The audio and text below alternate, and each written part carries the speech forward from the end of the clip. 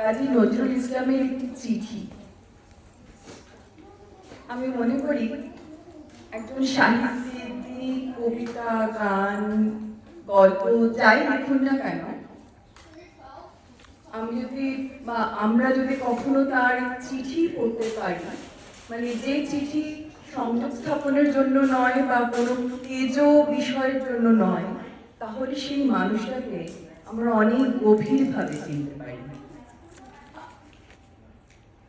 এই চিঠিটি কাজী নজরুল ইসলাম লিখেছিলেন তার প্রথম প্রেমিকা এবং প্রথমা স্ত্রী, যাকে তিনি আদর করে নার্গিস বলে ডাকতেন। সায়েদা খাতুন বা আসার খানম তার নাম, তাকে আমরা নার্গিস বলেই জানি। এই বিয়ে তাদের সুখের হয়েছিল না। বিয়ের রাত্রে নার্গিসের মা শর্ত দিয়েছিলেন তাকে ঘর জামাই হতে হবে।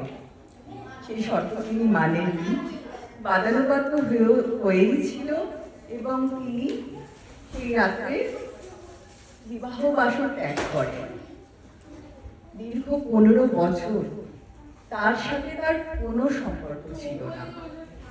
বহু চিঠি লিখেছেন নার্গিস কাজী নজরুল ইসলামকে, কিন্তু কবি কোনো উত্তর দেননি। তিনি অনেক গীতি কবিতা লিখেছেন তার বদলে। 15 বছর পর কবি একটি চিঠি লেখেন, যা প্রেমের সাহিত্যে অমর হয়ে রয়েছে। সেই চিঠিটা একটু পড়ব।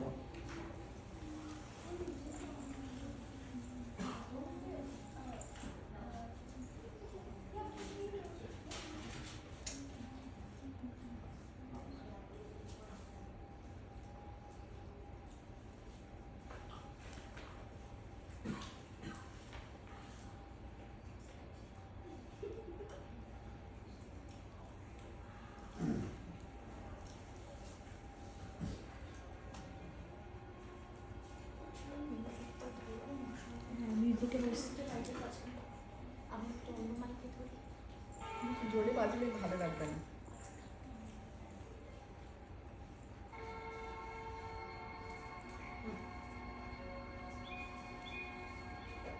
নার্গিস আসার খানম ওরফে সায়েদা খাতুনকে লেখা কাজী নজরুল ইসলামের চিঠি। কল্যাণী আসো, তোমার পত্র পেয়েছি। সেদিন নববর্ষার নবঘন সিক্ত প্রভাতে, মেঘ মেদুর গগনে সেদিন অশান্ত ধারায় বাড়ি ঝরছিল।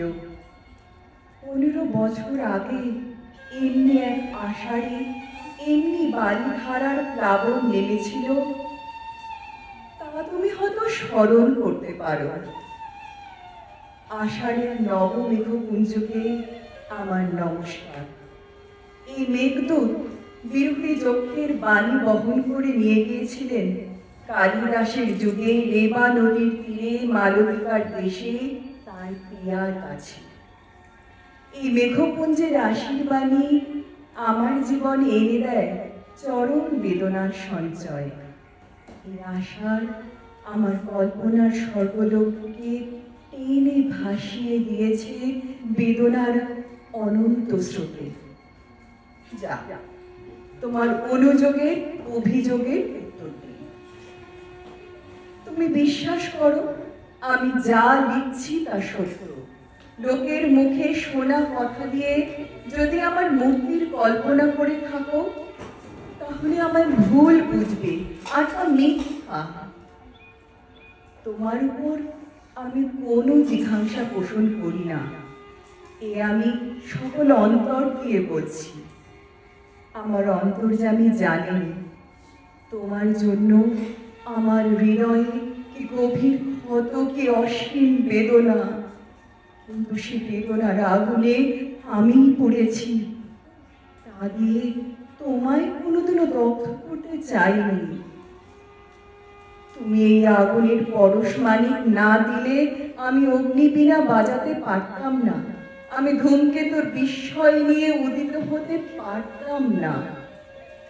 তোমার যে কল্যাণ রূপ আমি আমার কিশোর বয়সে প্রথম দেখেছিলাম, যে রূপকে আমার জীবনের প্রথম ভালোবাসার অঞ্জলি দিয়েছিলাম, রূপ আজও স্বর্গের পারিজাত মন্দারের মতো চির অম্লান হয়েই আছে আমার বুকে।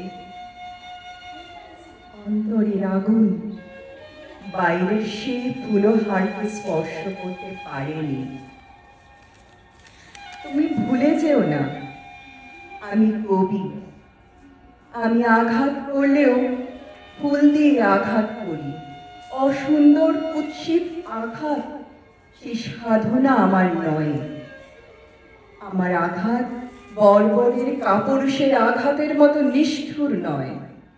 আমার অন্তর্যামী জানেন, তুমি কি জানো বা শুনেছ জানি না, তোমার বিরুদ্ধে আজ আমার কোনো অনুযোগ নেই, অভিযোগ নেই, দাবিও নেই। আমি কখনো কোনো দূত প্রেরণ করিনি তোমার কাছে। আমাদের মাঝে যে অসীম ব্যবধানের সৃষ্টি হয়েছে, তার সেতু কোনো লোক তো নয়, স্বয়ং বিধাতাও হতে পারেন কিনা সন্দেহ। আমায় বিশ্বাস করো, আমি সেই পুত্রদের কথা বিশ্বাস করিনি, করলেও পত্র দিতাম না। তোমার উপর আমার কোনো অশ্রদ্ধাও নেই, কোনো অধিকারও নেই। আবার বলছি, আমি যদিও গ্রামাফোনের ট্রেডমার্ক কুকুরের সেবা করছি, তবুও কোনো কুকুর লেলিয়ে দিই নাই। তোমাদেরই ঢাকার কুকুর একবার আমায় কামড়েছিল আমার অসাবধানতায়, কিন্তু শক্তি থাকতেও আমি তার প্রতিশোধ গ্রহণ করিনি, তাদের প্রতি আঘাত করিনি। সেই কুকুরদের ভয়ে ঢাকার যেতে আমার অভাবের উল্লেখ করেছ, এদের হাসি পেল। তুমি জানো, ছেলেরা মানে যুবকেরা আমাকে কত ভালোবাসে। আমারই অনুরোধে আমার ভক্তরা তাদের ক্ষমা করেছিল, নইলে তাদের চিহ্ন থাকতো না পৃথিবীতে। তুমি আমায় জানবার যথেষ্ট সুযোগ পাওনি, তাই এ কথা লিখেছ। যা, তুমি রূপবতী, বিত্তশালিনী, গুণবতী, কাজেই তোমার উমেদার অনেক জুটবে। তুমি যদি স্বেচ্ছায় স্বয়ংবরা হও, আমার তাতে কোনো আপত্তি নেই। আমি কোন অধিকারে বারণ করব? ভাদেশ দেব, নিষ্ঠুরা সমস্ত অধিকার থেকে আমাকে মুক্তি দিয়েছেন। তোমার আজকাল রূপ কি আমি জানি না।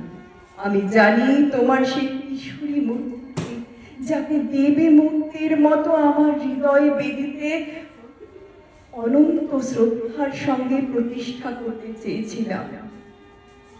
সেদিনে তুমি সে দেবী গ্রহণ করলে না, পাষাণ দেবের মতোই তুমি বেছে নিলে বেদনার বেদি। জীবন ভরে সেইখানেই চলেছে আমার পূজা আরতি। আজকাল তুমি আমার কাছে মিথ্যা, ব্যর্থ, তাই তাকে পেতে চাইনি, জানিনে হয়তো শুয়ে রূপ দেখে বঞ্চিত হব, অধিকতর বেদনা পাব, তাই তাকে অস্বীকার করেই চলেছি। দেখা নাই হলো এই ধুলি ভরায়, প্রেমের ফুল এই ধুলিতলে হয়ে যায় ম্লান, দগ্ধ, অতশ্রী। তুমি যদি সত্যই আমায় ভালোবাসো, আমাকে চাও, ওখান থেকেই পেতে পারো। লাইলি মজনুকে পায়নি, তবু তাদের মতো করে কেউ কারো প্রিয়জনকে পায়নি। আত্মহত্যা মহাপাপ, এ অতি পুরাতন কথা, তা হলেও পরম সত্য। আত্মা অবিনশ্বর, আত্মাকে কেউ হত্যা করতে পারে না। তুমি সোনার কাঠি স্পর্শ যদি পেয়ে থাকো, তাহলে তোমার মতো ভাগ্যবতী কে আছে? তারই মায়া স্পর্শে তোমার সকল কিছু আলোয় আলোময় হয়ে উঠবে। দুঃখ নিয়ে এক ঘর থেকে অন্য ঘরে গেলেই সেই দুঃখের অবসান হয় না। মানুষ ইচ্ছে করলে সাধনা দিয়ে, তপস্যা দিয়ে ভুলকে ফুল রূপে ফুটিয়ে তুলতে পারে। যদি কোনো ভুল করে থাকো জীবনে, এই জীবনই তার সংশোধন করে যেতে হবে, তবেই পাবে আনন্দ মুক্তি, তবেই হবে সর্বদুঃখের অবসান। নিজেকে উন্নত করতে চেষ্টা করো, স্বয়ং বিধাতা তোমার সহায় হবে। আমি সংসার করছি, তবু চলে গেছি এই সংসারের বাধাকে অতিক্রম করে উঠলোকে। সেখানে গেলে পৃথিবীর সকল অসম্পূর্ণতা, সকল অপরাধ ক্ষমা সুন্দর চোখে পরম মনোহর মুহূর্তে দেখা দেয়। হঠাৎ মনে পড়ে গেল 15 বছর আগেকার কথা।